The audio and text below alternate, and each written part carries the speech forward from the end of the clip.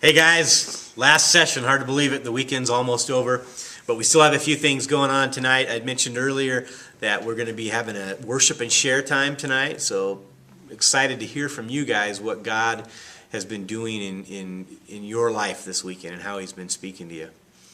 Our theme has been imitator. We've been talking about being imitators of God and how one of the main ways that we imitate God is the way we love. That He is a God of love, and that Christ gave His life for us because of love, and so as imitators, we are imitating Jesus ultimately in the way He loved. I want to just make a few closing comments here before I hand it off to your leaders, your small group leaders for this weekend.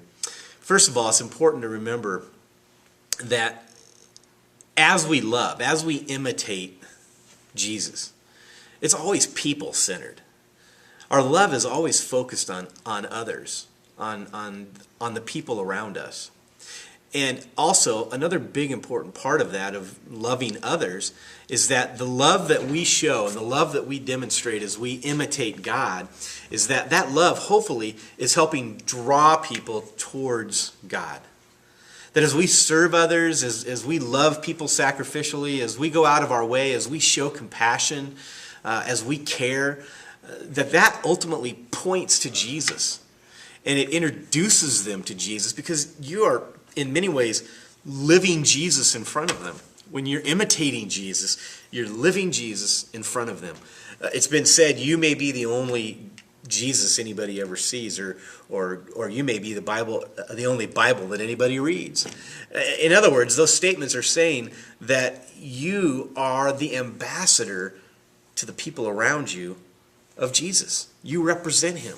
And so this idea of imitating God and loving others ultimately leads us to this place of sharing our faith and loving people unconditionally with the love of God. And so that's our challenge, is that you take this stuff that we're learning this weekend and that you live it out, and that you reach out to those around you and love, knowing that love becomes an opportunity for you to share your faith and to make a difference in the people in your lives, whether it's somebody at school or somebody in your family, somebody on a sports team or at your job. We're called to imitate God by loving them, which ultimately brings them, shows them Jesus. And lastly, I want to just mention that when it's all said and done, at the end of the day, our attitude of love should be for the glory of God. I want to notice in Ephesians chapter 5, verse 1 and 2 that we've looked at, the way that passage ends. It says, I'm going to read the whole passage, but it says, "Be imitators of God, therefore, as dearly loved children, and live a life of love, just as Christ loved us, and gave Himself up for us as a fragrant offering and sacrifice to God." See, Christ's love ultimately brought glory to the Father. And as we reach out, as we live our life for God, as we imitate God and love the people around us, ultimately we do it for the glory of God. Everything we do on this planet as believers should be for the glory of God. It should be to bring honor and worship to Him. And so ultimately, remember, that's what we're shooting for. We want to imitate God. We want to be lovers of other people.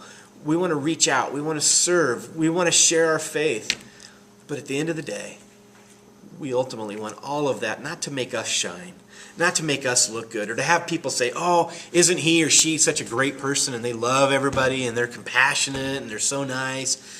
Ultimately, it's so that people will say, "Wow, look at that God that he serves," or "Look at that God that she serves." Because our actions point to our Savior. And so that's what I want to leave you with. I'm going to hand this off now again to your leaders.